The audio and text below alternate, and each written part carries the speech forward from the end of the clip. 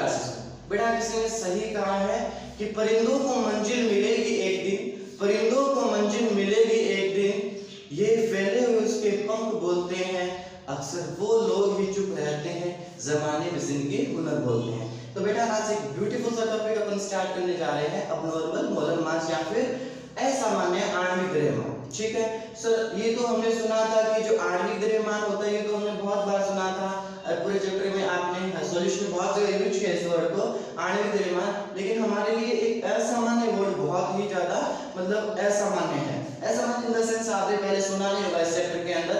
तो बेटा मैं आपको थोड़ा सा एक चीज बता दूं कि जितना भी कोलिगेटिव प्रॉपर्टी अपन ने पढ़ा है अभी तक, ठीक है 4 कोलिगेटिव प्रॉपर्टी पढ़ी है ना, उन 4 कोलिगेटिव प्रॉपर्टी के अंदर थोड़ा सा मैं आप चेंज करूंगा।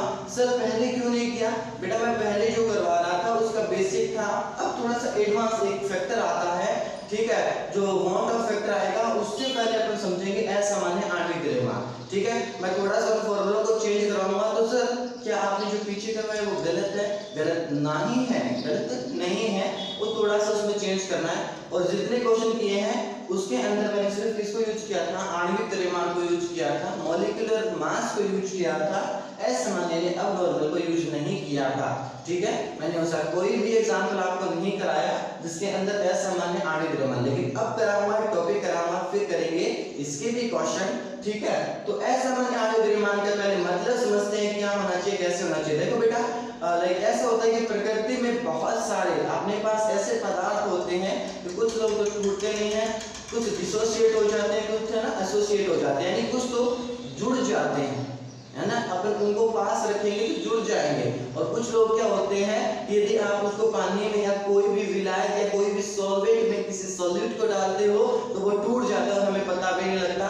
तो वहां पर ये पूरा कोलिगेटिव प्रॉपर्टी खराब हो जाता है। क्यों हो जाता है? एक चीज देखना, मैंने आपको पहले ही बताया था, कोलिगेटिव प्रॉपर्टी समानुपाती होती है किसके? कणों की संख्या के, है ना, किसकी समानुपाती होती है? कणों की संख्या के। बस इसको घूरते रहना, इसी पे मैं कंसंट्रेट कराऊंगा आपको चीजों को, ऐसे सुन रहे हो ना, सुनते जाना मुझे। ये देखो, यदि मैं आपको एक बीकर लेता हूँ छोटा सा, उसमें क्या डाल दिया? पानी, पानी, ठंडा ठंडा पानी, ठीक है, ठंडा ठंडा पानी डाल दिया इसके अंदर। ठीक है बेटा, तो ये मैंने H2O है और ये है ना सॉल्वेंट के तौर पर ले लिया इसको, सुनते जाना मुझे।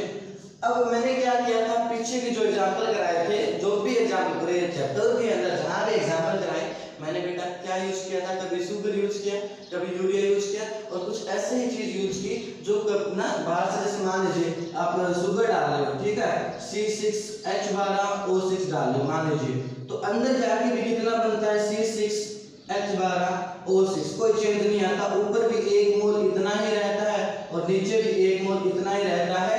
तब इस असामान्य वर्ड का यूज नहीं करना, वहां पर कौन यूज होता है? आणविक द्रव्यमान। लिसन टू मी, देखो इसके बाद यदि मैं थोड़ा सा लोचा करना चाहता हूं तो ठंडा ठंडा गरम गरम पानी इसके अंदर डाल दिया आपने, ठीक है, ये H2O फिर से लिया और किसके तौर पे ले लिया मैंने? सॉल्वेंट के तौर पे। क्या ले लिया? सॉल्वेंट के तौर पे ले लिया। अब मैं क्या करता हूं बेटा, एक ऐसे बंदे को डालता हूं जो टूट जाएगा, ठीक है, अनिश्चित, ठीक है, अनिश्चित है। आपको पता है ये क्या होता है? इलेक्ट्रोलाइट होता है, विद्युत अपघट्य होता है, तो इसे लिख दूंगा वैद्युत अपघट्य। क्या होता है? वैद्युत अपघट्य। क्या होते हैं वैद्युत अपघट्य? ये वैद्युत अपघट्य वे पदार्थ होते हैं जिनको यदि पानी में डाला जाता है या फिर किसी ऐसे विलायक में डाला जाता है तो ये टूट जाते हैं, ठीक है, अनिश्चित यदि अंदर जाके टूट जाएगा। एक बात सुनते रहना, बाहर कितना मोल डाला? 1 मोल, यानी कणों की संख्या कितनी है? तुम्हारे हिसाब से कितनी है कण? 1 कण है। और कितना कोलिगेटिव प्रॉपर्टीज के समानुपाती, तो कोई प्रॉब्लम नहीं है, कोलिगेटिव प्रॉपर्टी में भी कोई चेंज नहीं आया। लेकिन जैसे मैंने इसके अंदर डाला अनिश्चित को, सोचो जरा ये क्या बनेगा? Ni प्लस और Cl माइनस, खत्म हो गया सब चीजें, ये 1 हो गया, ये 1 हो गया, यानी कुल मिलाकर ये इक्वेशन होगी अनिश्चित टूट जाता है Ni प्लस और Cl माइनस में। ये किसके कितने मोल बन गए? एक तो ये बंदा, एक ये बंदा, एक ये बंदा, ये बंदा, तो यहाँ पर क्या हो जाएगा? 1 मोल, इसके कितने मोल? 2 मोल, खत्म। तो एक बात बताओ बेटा, कैलकुलेशन जब करते हैं तो प्रैक्टिकली करते हैं ना। देखो इसके अंदर जब मैंने गया इसके अंदर और मैंने कोलिगेटिव प्रॉपर्टी को जब कैलकुलेट करना चाहा तो वहां पर मुझे पता ही नहीं चला कणों की संख्या एग्जैक्ट कितनी होगी, दुगनी होगी। पहले कितना था, 1 मोल था। तो मैंने क्या सोचा, चलो 1 मोल विलायक के अंदर डालते हैं सॉल्यूट को या विलय को डिप करके अंदर। मैंने सोचा 1 ही था, अरे कितना था, 1 डाला मोल, 1 मोल होना था, लेकिन ये दो भागों में टूट गए। और आपको पता है प्रत्येक बंदा, ये भी 1 मोल कहलाएगा, ये भी 1 मोल कहलाएगा। कितने मोल हो गए, 2। तो कोलिगेटिव प्रॉपर्टी क्या होगी, चेंज हो गई। हमारे हिसाब से हम कैलकुलेशन करेंगे तो कितना मोल लेके चलेंगे, 1 मोल। सुनते जाना थोड़ा सा। उसी की बात करता हूं, अनिशियल है, ठीक है। इसको यदि मैं क्या लिखता हूं, सिर्फ 1 मोल, क्या लिखता हूं, 1 मोल ही है। अच्छा बताओ, तो इसके हिसाब से इस 1 मोल का इनिशियल है 1 मोल, उसका जो आप आणविक द्रव्यमान कैलकुलेट करोगे वो कितना आएगा, 58.5 आएगा। कितना आएगा, 58.5। सुनते जाना मुझे, ठीक है। कोई भी क्वालिटेटिव प्रॉपर्टी के हिसाब से लिख देता हूं उसके मैं, जैसे सभी के हिसाब से नहीं समझाना, आप उसमें ना देख लेना। Delta T B is equal to, मैंने गुणा किया किससे, केएफ इनटू एम, मतलब डब्ल्यू बी बटा एम बी, ठीक है, और डब्ल्यू बी, ये वाला सिस्टम लिखिए। ये ऐसी क्वालिटेटिव प्रॉपर्टी होती है। सारी क्वालिटेटिव प्रॉपर्टी में एम बी नीचे आएगा, तुम करके देख लेना चाहे, चलो करके बता देता हूँ। डेल्टा टी एफ के बारे में जानकारी लेते हो तो क्या आएगा, सॉरी यहाँ पर आ जाएगा ये भी, और यहाँ पर क्या आ जाएगा, के एफ और डब्ल्यू बी बटा M B into W A. एक था पाई, इसमें क्या था, डब्ल्यू बी बटा M B into V solution और इंटू आरती। कौन सी आ गई, आरती बहना, आरती।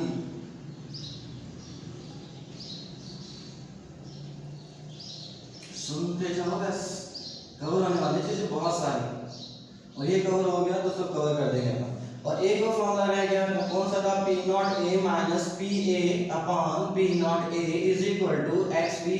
We can say W B बटा M B into N total लिखो एक बार। तो इनमें एक चीज बताता हूँ, चारों कोलिगेटिव प्रॉपर्टी मैंने रखी है। एक बात बताओ बेटा, पहले कितना मोल था, 1 मोल था, अंदर जाके 2 गया। कणों की संख्या पहले कितनी थी, 1 थी, अब कितनी होगी, 2। कोलिगेटिव प्रॉपर्टी तो चेंज हो जाएगी, ठीक है। कैसे चेंज होगी, तो बेटा ये चीज देखिए आप, इसका एम बी, इसमें भी एम बी आ रहा है, इसमें भी एम बी आ रहा है, और यहाँ पर भी क्या आ रहा है, एम बी। चारों कोलिगेटिव प्रॉपर्टी में एम बी यूज हो रहा है। सर एम बी है क्या, एम बी बेटा मेरा है कौन सा, आणविक द्रव्यमान। और तुम सीधे बंदे आप यूज क्या करोगे, यहाँ पे आपको पता है क्या डाल रहे हैं, इनिशियल, यानी इस 1 मोल का कितना आ जाएगा, 58.5। तो यहाँ लिखोगे 58.5, 58.5, 58.5, 58.5। ये आपने जो देखा वो लिखा, जो हुआ, जो अंदर विलायक के अंदर जाने के बाद हुआ, जो टूटा, उसका क्या भैया, कोलिगेटिव प्रॉपर्टी चेंज हो जाएगी। अब बताऊं आपको, ये तो 1 मोल के सापेक्ष 58.5 है, लेकिन अंदर कितने मोल बन गए, 2 मोल। कितने बन गए, एक ये मोल कितना हो जाएगा, 58.5। लेकिन हमें तो क्या रखना पड़ता है, यहाँ पर 1 मोल के सापेक्ष रखना अणुभार। तो यहाँ पर 1 मोल के सापेक्ष कितना हो जाएगा बेटा, डिवाइड कर दो 2 को, इससे 29.25 आ जाएगा। कितना आ जाएगा, 29.25। और सही बताऊं तो ये वैल्यू सही है, समझ रहे हो ना। जैसे आपको ऐसे बोल दिया कि 1 मोल के सापेक्ष करना था, तो आप क्या करोगे, इनिशियल का 58.5 ले लोगे, ये गलत हो जाएगा। मैं आपको फिर बताता हूँ, कोलिगेटिव प्रॉपर्टी में जो एमपी तुमने यूज किया है, ये तभी करना है, ये वाला तभी करना है जब बाहर से आपने 1 मोल डाला और अंदर जाके भी कितना रहा, 1 मोल। लेकिन कई बार ऐसे केस आएंगे जहां पर हम एक बंदा डालेंगे और डिफरेंट बहुत सारे चीजों में टूट जाएगा, बहुत सारे आयनों में, बहुत सारे कणों में टूट जाएगा। अरे सुन रहे हो ना, अरे है ना। इसमें एक्सेप्टली आप क्या करोगे, जैसे मान लीजिए आप सुनो, जैसे मैं डालता इसके अंदर MgCl2 डालता, तो कितने में टूट जाता, 3 में टूट जाता है। यानी बहुत सारे एग्जांपल है अपने पास। तो कहने का मतलब ऐसा मैंने आणविक द्रव्यमान को मैं समझाना चाह रहा हूं कि जो आपने आणविक द्रव्यमान यूज किया 58.5, वो तो आपका सामान्य था, सामान्य 58.5 भी होता है, लेकिन अंदर जाके टूट गया। और हमें थोड़ी पता है ना, हमें तो पता है, देखो जब अपन आणविक द्रव्यमान इसका यहाँ पर पुट कर रहे थे, इस बकेट में से निकालकर 1 मोल का, कितने मोल का, 1 मोल का जब आणविक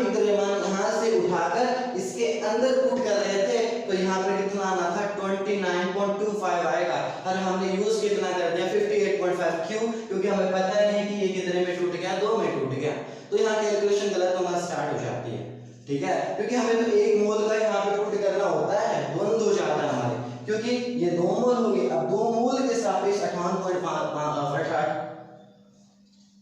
तो 2 मोल के सापेक्ष 58.5 आया है, 1 मोल के सापेक्ष 29.25 यूज करना पड़ेगा आपको। तो इसका मतलब सर तो आप कहना क्या चाहते हो? हम ये कहना चाहते हैं बेटा कि जो आपने सैद्धांतिक यानी सूत्र के द्वारा सीधा सा पुट कर दिया वो अलग वैल्यू आएगी, और एग्जैक्ट जो प्रैक्टिकली किसी साइंटिस्ट ने लगना, मेरे जैसे बहुत सारे साइंटिस्ट हैं, सर मजाक कर रहे हो जी। तो ये देखो इसके अंदर ये जो सॉल्यूशन है इसके एक मोल को यदि मैं पुट करता हूँ अलग होगा। सुनिए, एक फैक्टर को जनरेट करना जा रहा हूँ, उसके बाद उसके बारे में तो एक चीज तो तुम्हें पता लग गई बेटा कि चेंज तो कुछ ना कुछ होने वाली है कोलिगेटिव प्रॉपर्टी, क्योंकि कोलिगेटिव प्रॉपर्टी किस पर निर्भर करती है? अणुभार पे निर्भर करती है, मॉलिक्यूलर मास पे डिपेंड करती है। ठीक है, तो सिंपल सी बात है, मैं आपको एक चीज करके दिखाता हूँ, रिलेशन लेता हूँ। देखो मैंने स्लाइड के अंदर ले लिया इसी को, सारी कोलिगेटिव प्रॉपर्टी इसी आधार पर करनी है अपन को। ठीक है, तो ये वाला देखो बेटा, अब इस साइड में लिखूंगा कि तुम सैद्धांतिक वैल्यू लिख रहे हो, और इस साइड में जो प्रैक्टिकली आएगी अंदर वाली, ये प्रैक्टिकली है, ये सैद्धांतिक है ना, ये प्रैक्टिकली या फिर प्रेक्षित भी बोल देते हैं हिंदी के अंदर इसको। ठीक है बेटा, तो अब इनको यूज करना है अपन को, तो इनको यूज करते टाइम सैद्धांतिक में ये पुट करूंगा। सैद्धांतिक में बताओ एमबी कितना यूज करना है? अनिश्चित वाला एग्जांपल लेके चल रहा हूं मैं, कितना यूज करोगे तुम, तुम्हें पता है ये 58.5 यूज करोगे। प्रैक्टिकली कितना था ये? mb is equal to 29.25 exactly. अब इनमें ही चेंज आएगा ना, बाकी किसी में चेंज नहीं आएगा, तो डेल्टा टीबी क्या हो जाएगा यहाँ पे? डेल्टा टीबी ये प्रेक्षित लिख दूं, सॉरी क्या लिख दूं? सैद्धांतिक लिख दिया मैंने, और यहाँ पे केबी डब्ल्यूबी, एमबी कितना है? 58.5 into WA। समीकरण नंबर 1, डेल्टा टीबी प्रेक्षित इक्वल टू, अंग्रेज की आत्मा मेरे अंदर आ चुकी है, 58.5 WB अपॉन कितना लेंगे अपन? 29.525 into WA। सुन रहे हो ना? सो गए। सुनो, अब ये समीकरण नंबर 2 हो गया। मैं क्या करता हूँ, मेरा मन कर रहा है ना, मेरा मन विचलित हो रहा है, मैं चाहता हूँ कि समीकरण 2 में किसका भाग दे दूं? 1 का। तो मैंने कहा कि समीकरण 2 में यदि किसका भाग देते हैं? 1 का, तुम देखते हैं क्या आता है। तो समीकरण 2 में क्या था? डेल्टा टी बी प्रेक्षित बटा डेल्टा टी बी सैद्धांतिक। ठीक है, ये चीज किया मैंने। इस साइड में बेटा ये कौन कटेगा? केबी से केबी, एमबी से एमबी, डब्ल्यूए से डब्ल्यूए। ये कितना? 58.5, ये कितना? 29.25। तो बेटा सिंपल सी बात ये है कि इसका आंसर कितना आएगा? 2/1। कितना आ जाएगा? 2/1 करके देख लेना, अरे जोड़ के डाल देगा हम क्या। तो बताओ इसको और क्या ले सकते हैं? डेल्टा टीबी प्रेक्षित, ये प्रैक्टिकल वैल्यू है, वो कहता है 2 से गुणा कर दो इसको डेल्टा टीबी सैद्धांतिक से, और 2/1 लिखना। तो 2/1 क्यों लिख रहे हो? बारे बारे दिमाग खराब है क्या आपका? बिल्कुल मेरा दिमाग खराब है, हम पागल नहीं है भैया, हमारा दिमाग। ठीक है, अब देखो बेटा इसको चीज दिखाता हूं आपको, सूत्र बनाना सिखाता हूं। ये एक गुणांक है, देखो यदि डेल्टा टीबी प्रेक्षित यानी जो प्रैक्टिकल से सही वैल्यू आएगी वो किससे आएगी? कि आपको किसी ना किसी से डेल्टा टीबी सैद्धांतिक को गुणा करना पड़ेगा, तो आपकी सही वैल्यू आ जाएगी। क्या आ जाएगी? सही वैल्यू। और ये क्या कहलाता है? Want of factor. क्या कहलाता है? Want of factor. ठीक है, आपको कहीं भी चले जाना, सीधा फॉर्मूला बताया जाएगा। यूट्यूब पे कोई भी वीडियो सर्च कर लेना, वहां पर आपको सीधा क्या बताया जाएगा? आपको ये बताया जाएगा कि ये फॉर्मूला होता है, लेकिन हम जनरेट कर रहे हैं। तो यहाँ पर एक गुणांक होता है जिसे क्या बोलते हैं? Want of. तो ये जो 2/1 है बेटा, 2 तो देखो NaCl Na+Cl-, ये कितने थे? 2। ये कितना था? 1। तो थोड़ा सा दिमाग भटका क्या आपका? मैंने एक एग्जांपल नहीं किया, बहुत सारे एग्जांपल करके देखिए, ऐसा ही प्राप्त हुआ। तो 2 का मतलब ये लिख सकता हूं क्या? कि वियोजन के बाद कणों की संख्या, और ये क्या है? वियोजन से पहले कणों की संख्या। तो ये सूत्र बनता है अपना कि वियोजन के बाद कणों की संख्या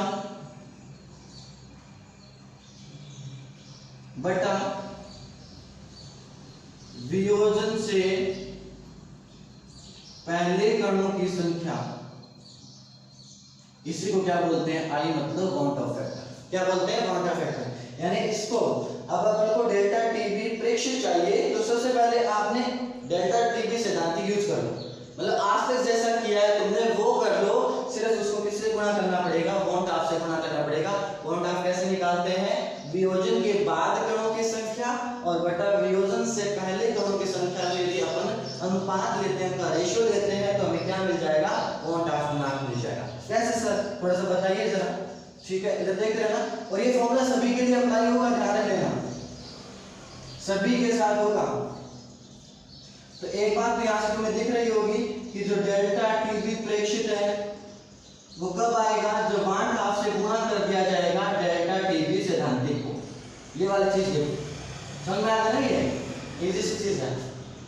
डन, तो ये वाला फॉर्मूला तुम्हारे पास आ गया। चलो सर MgCl2 का फिर कैसे करेंगे, MgCl2 का यदि हमें वांट ऑफ निकालना है तो वांट ऑफ में सबसे पहले देखो MgCl2 पहले और बाद में किसमें टूटेगा, Mg+2 तो दो ये है, एक ये है, तीन हो गए कण, और ये कितना है, सिर्फ एक है, तो इसे एक मिल गया। तो वियोजन के बाद कणों की संख्या कितनी है, 3, और वियोजन से पहले कितनी है, 1, तो उसका उत्तर कितना आएगा, 3/1। ये इसका वांट ऑफ आ गया। इजी है ना, इसे बोलते हैं वांट ऑफ फैक्टर। परिभाषा अब रट्टा मार लो क्या है कि आई को यदि मैं फॉर्मूला बनाना चाहता हूं तो आई बराबर क्या लिख सकता हूं कि ये क्या है, कोलिगेटिव प्रॉपर्टी, और ये कोलिगेटिव प्रॉपर्टी तो हम लिखेंगे कोई भी कोलिगेटिव प्रॉपर्टी जो किससे आती है, प्रैक्टिकली यानी प्रेक्षित रूप से आती है, और यदि इस कोलिगेटिव प्रॉपर्टी को डिवाइड कर दिया जाता है बाय सैद्धांतिक वैल्यू तो हमारा क्या आ जाएगा, वांट ऑफ फैक्टर आ जाएगा। ये फॉर्मूला नोट कर लेना, हम लिखेंगे प्रेक्षित अणुसंख्यक गुणधर्म बटा सैद्धांतिक अणुसंख्यक गुणधर्म का जो अनुपात होता है उसे हम क्या कहते हैं, वांट ऑफ फैक्टर। और ये वांट ऑफ फैक्टर हमें प्रेक्षित वैल्यू बताने के लिए आया था, और ये प्रेक्षित वैल्यू कैसे कैलकुलेट करता है, पहले हम आसानी से सैद्धांतिक वैल्यू जो आज तक निकालते हैं वो निकालेंगे, फिर उसका वांट ऑफ से गुणा कर देंगे, हमारा क्वेश्चन सही हो जाएगा, कोई प्रॉब्लम नहीं आएगी। और जब मैं अगले वीडियो में क्वेश्चन कराऊंगा तो और मजा आएगा, तो सुनते रहना मुझे।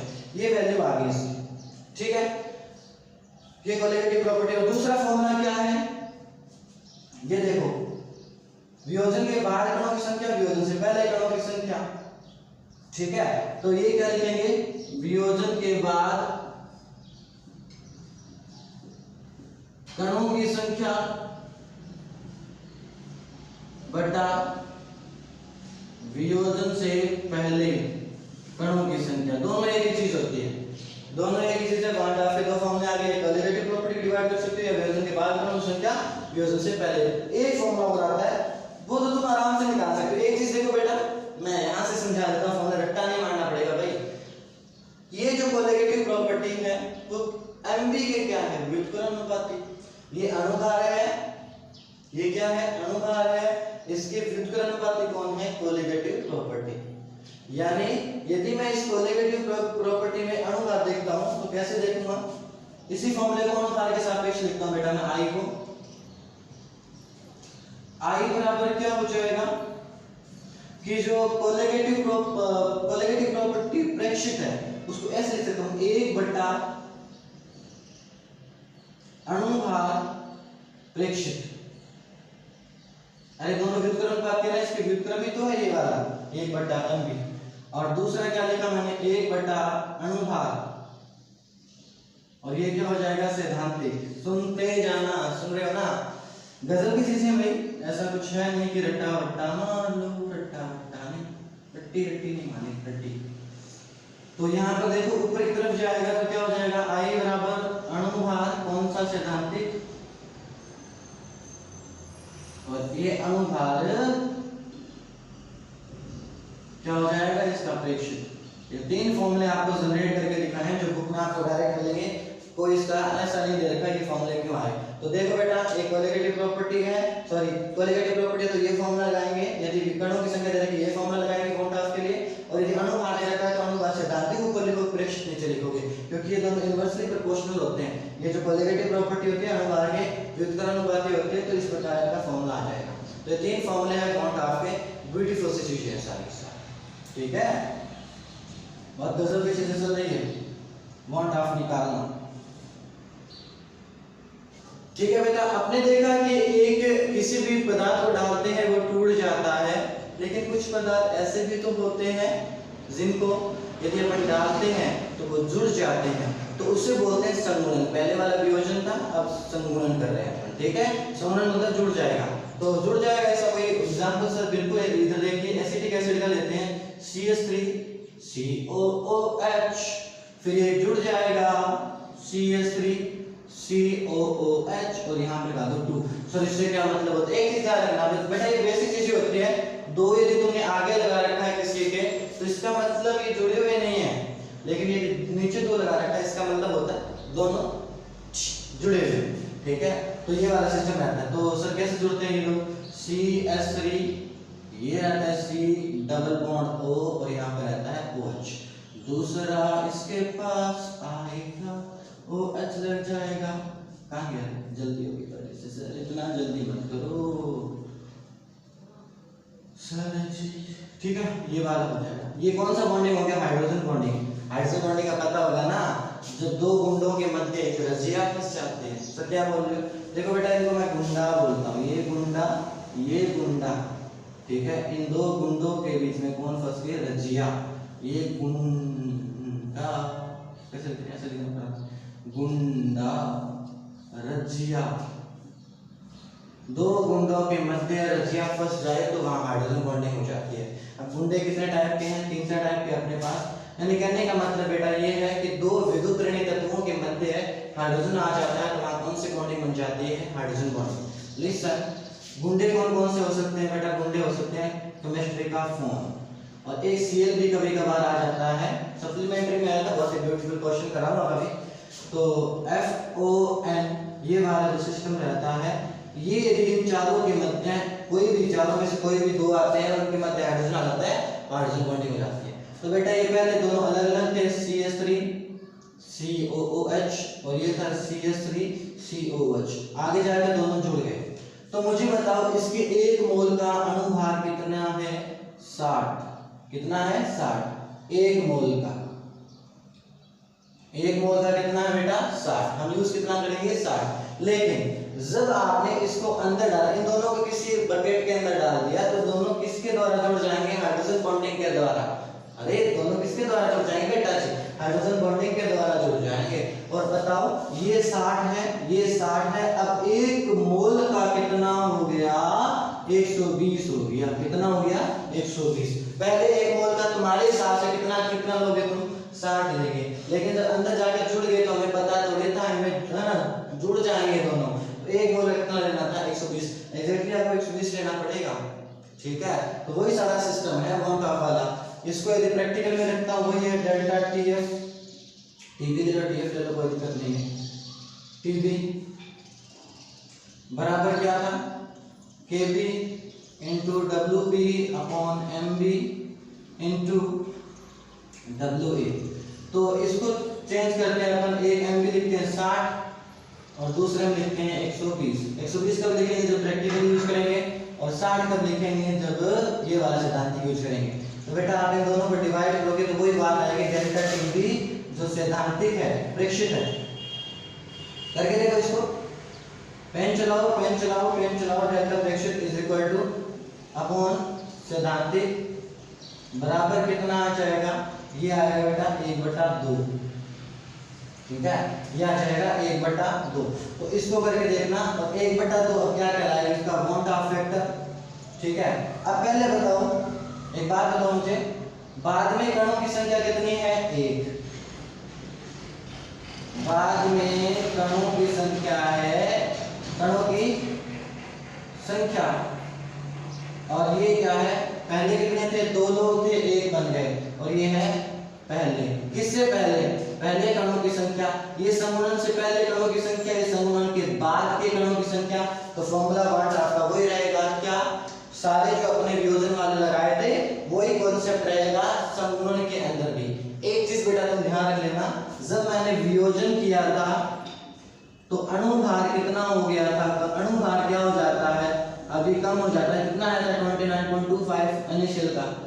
और यदि क्या होता है, संगुणन होता है, जुड़ाव होता है, जुड़कर जिसका अणुभार होता है वो इंक्रीज हो जाता है, कितना हो गया अप्रोक्सीमेटली 120 हो गया एसिटिक एसिड का, जो कितना था 60, कितना था 60। इस हिस्से में इसमें आप इंक्लूड करें। और एक चीज तुम ध्यान रखना, जब भी वियोजन होगा तो जो आई का मान आएगा, बांट हाफ का मान आएगा वो 1 से हमेशा ज्यादा आएगा। तो याद रखना, जैसे आपका इनिशियल के बांट हाफ का मान कितना आया था 2, MgCl2 कितना आया था 3, ऐसे ही बांट हाफ का मान हमेशा 1 से ज्यादा आएगा किसके केस में, वियोजन के केस में। और जो संगुणन होगा यानी दो लोग जुड़ेंगे तो वहां पर बांट हाफ का जो मान है वो 1 से कम हो जाएगा। ठीक है, ये एक इसके लिए है, ये इसके लिए है। लेकिन यदि ना तो संगुणन होता है ना वियोजन होता है, कुछ भी नहीं होता, तो आई का मान हम एग्जैक्ट कितना यूज करते हैं, 1 यूज करते हैं। कितना यूज करते हैं, 1। ये तीन कंडीशन है, ना संगुणन ना वियोजन की कंडीशन है I = 1। समझ रहे हैं ना, बहुत इजी कॉन्सेप्चुअल है। अब कोलिगेटिव प्रॉपर्टी के जो फॉर्मूले थे बेटा वो चेंज हो जाएंगे थोड़े थोड़े। सब कैसे, देखो बेटा जो सारे फॉर्मूले लिखे थे ना तुमने, जितने भी, जैसे P0 A वगैरह है -PA/P0 A, और ये वाला, फिर उसके बाद डेल्टा TB वाला था, फिर डेल्टा TF था, उसके बाद पाई था। इन सब फॉर्मूले में किससे गुणा कर दो, I से। किससे गुणा कर दो, I से। बांटा से गुणा कर दो सारे सभी फॉर्मूलों को, फिर आपका फॉर्मूला हमेशा से क्या आएगा। और चाहे संगुणन हो चाहे वियोजन, हम I का मान निकाल लेंगे तो सारा आराम से कर लेंगे। इसके आगे क्या था, XB, ठीक है, इसके आगे था KB × M, इसके KF × M, इसमें क्या था MRT। ये वाले फॉर्मूले, नए फॉर्मूले आ गए, अब से ये यूज करना। I का मान 1 आ रहा था, जितने मैंने अभी तक क्वेश्चन कराए हैं I का मान 1 आया था, इसलिए हमारी वैल्यू गलत नहीं हुई थी। लेकिन अब अपन वो केस करेंगे जहां पर, सुनते जाना मुझे, कुछ इलेक्ट्रोलाइट लेंगे, वो क्या करेंगे, अंदर जाके टूट जाएंगे, और कुछ ऐसे लोग लेंगे जो हाइड्रोजन बॉन्डिंग में या कोई अन्य बॉन्डिंग के द्वारा जुड़ जाएंगे। तो ऐसे केस को हम बांटा वाले फैक्टर से करेंगे हमेशा। ठीक है, एक जनरल फॉर्मूला आपको कैलकुलेट करके दिखाऊं क्या।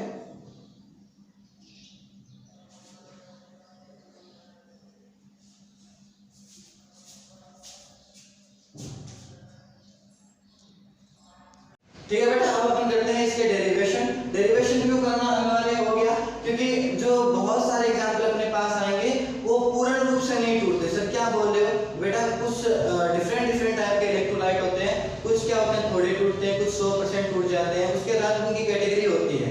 ठीक है, सभी लोग पूर्णतः नहीं जुड़ेंगे, कुछ एक फैक्टर जुड़ेगा।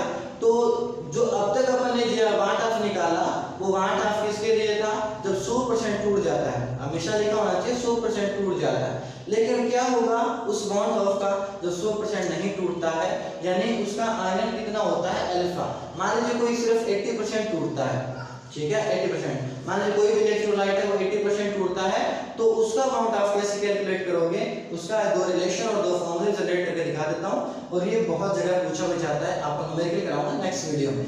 सुनिए, तो हमने क्या दिया, हमने कहा कि कोई भी बी तत्व है, कोई भी बी पदार्थ है, वो टूट गया ए के अंदर, उसके टुकड़े थे n।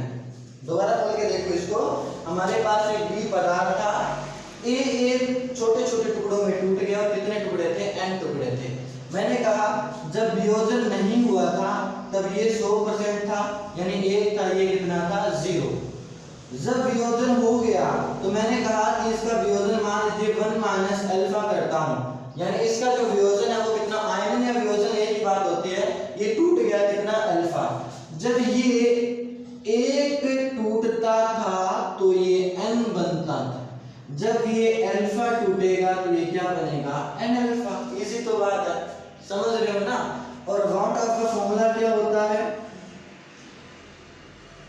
वियोजन के बाद कणों की संख्या। तो वियोजन के बाद ये बकेट के अंदर ये भी होगा, वियोजन के बाद कणों की संख्या, और वियोजन के बाद 1 - अल्फा भी होगा, क्योंकि अल्फा टूट गया, ठीक है, लेकिन 1 - अल्फा तो अभी पड़ा है ना इसके अंदर।